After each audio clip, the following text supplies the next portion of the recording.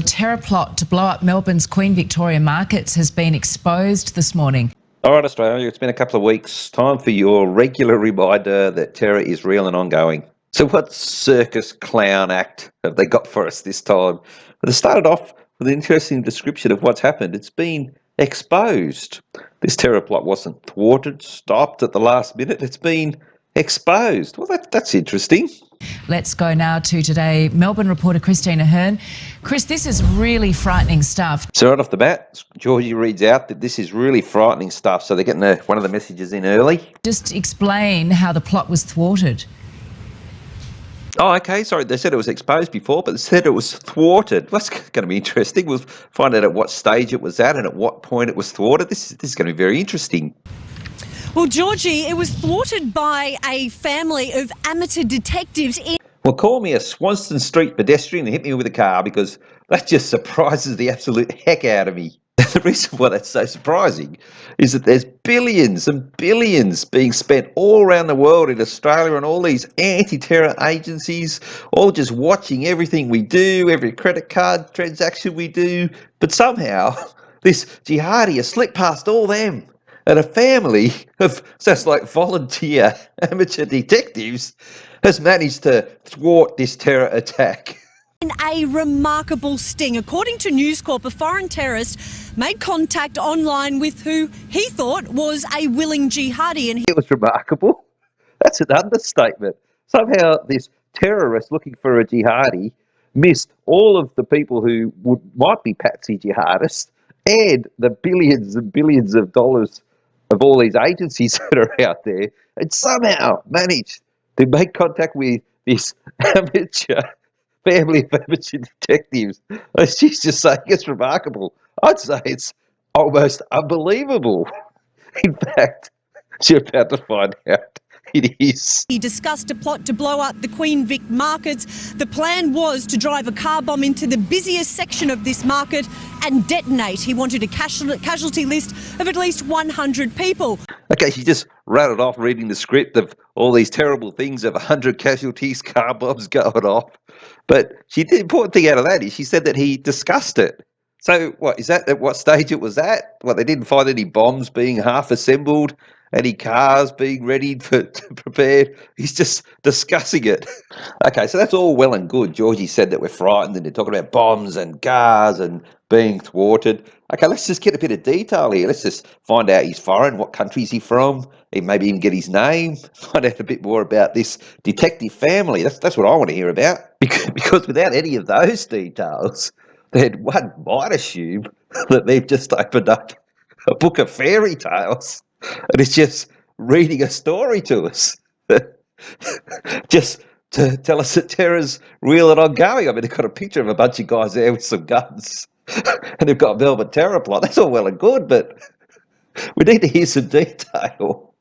What this terrorist did not know is that he was actually talking to a British-based family of amateur jihadi hunters. All right, okay, we've got some detail. They're British-based, this family of amateur jihadi hunters. What do they do it on weekends? Have they got regular jobs? I'm still amazed that this terrorist brought to bomb Melbourne somehow. Instead of getting some patsy or one of undercover agent, got through to this British-based family. Who quickly passed all the information on to authorities. Story a bit now, and all they said is these hunters are British-based family. They're amateurs. They don't appear to be giving us any more information, but they've passed it on to authorities. Okay, so now this is someone official who can speak.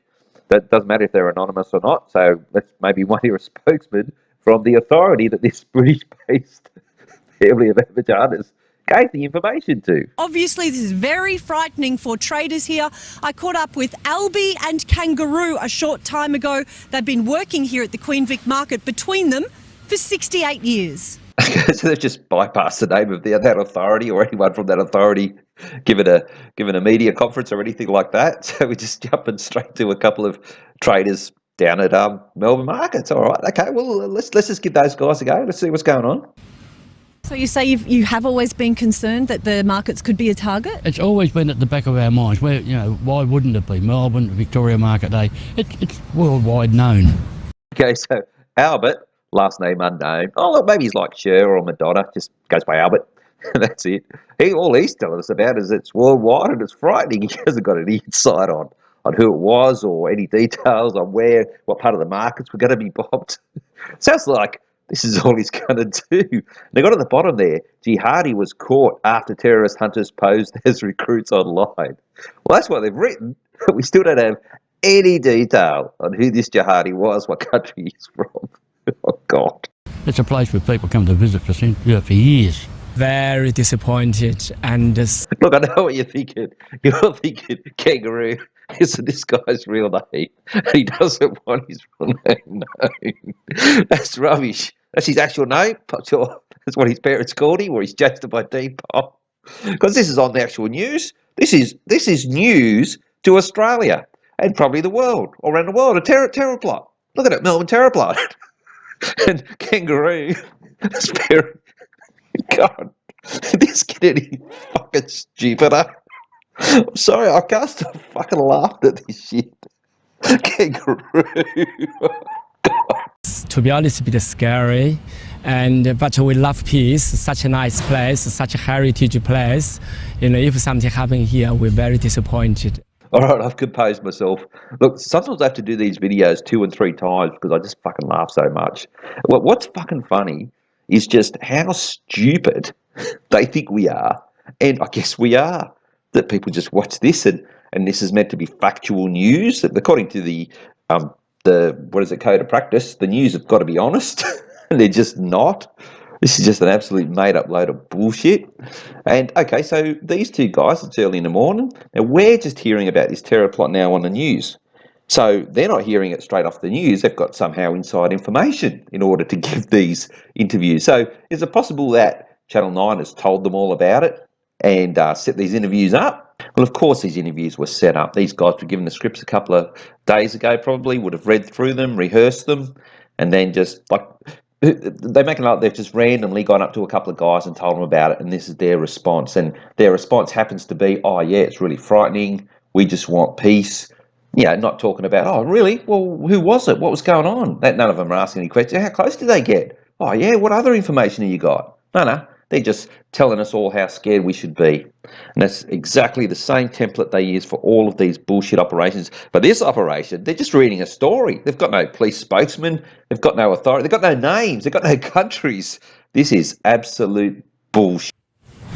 I do have a statement from Victoria Police. In part, it reads the... Okay, so finally they've named some authority, which is the infamous Victorian Police, who had Jimmy Garg. Every single one of these terrorist things now, that Bangladeshi, they're all done in Victoria because the Victorian Police are just as corrupt as anything and will go along with all of this bullshit. But looks like they're not going along with this one as far as what they want. They obviously provided some statement, if they have, but they're not reading it out. Where's the police spokesperson? Why isn't a police officer reading this out? This is real and ongoing, and this is the information that we had. No, the newsreader is reading out the police media statement. That is how little information and little, I guess, involvement of any authorities have got in this. This is just a Grimm's fairy tale story that all of the media are reading out as factual news, and it's a load of garbage. These matters were assessed earlier this year, and it was determined that they pose no threat in Australia. Okay, in that media statement that she read out and the police didn't read out, perhaps they're getting sick of lying on TV and getting worried about their careers, I'm not too sure. But no, Copper has actually put their name to this. She just read out the police media statement. Was it even signed at the bottom? Who put the statement out? Not going to find out any of that information. They've kept this so tight. Just on one thing she said there, this happened earlier on in the year. Okay, so why not report it earlier on in the year? Why do it now and have those doofuses down at Melbourne's supposedly markets, Kangaroo and Albert, given their big interviews on TV? Why do it now? It's because the timing. They do these every couple of weeks. And even within this fairy tale, there's a glaring contradiction. Let's just have a look at what Georgie said earlier on and what the police statement was. This is really frightening stuff. That they pose no threat. So that just sums this up, doesn't it? So if you went up to any rational person on the street and said, oh, earlier on this year, some person from another country said to another person in another country that they were trying to get someone over here to, and no one's actually here, they're just talking between themselves. They want to do some damage, and the police heard about it. They wanted to harm you, and the police heard about it, and they said there was no danger. How do you feel? Is any rational person going to go, oh, this is absolutely frightening? Well, even if their story is true, which the fairy tale isn't, there's no need to be frightened. All right, that's it for this video. I think the message is pretty well clear. Just one other thing, though. Earlier on, Ray Hadley was talking to Carl Stefanovic, and one other lie that they talked about. I didn't film this, but I saw it. Ray Hadley said to Carl Stefanovic, well, at least we know the authorities are working and all that money that we spend is worth it. Well, okay, these jihadis actually bypassed all of that money according to their fairy tale story. So again, it was another contradiction. I wish I'd have recorded that, but anyway, I missed it. So, all right, that's it.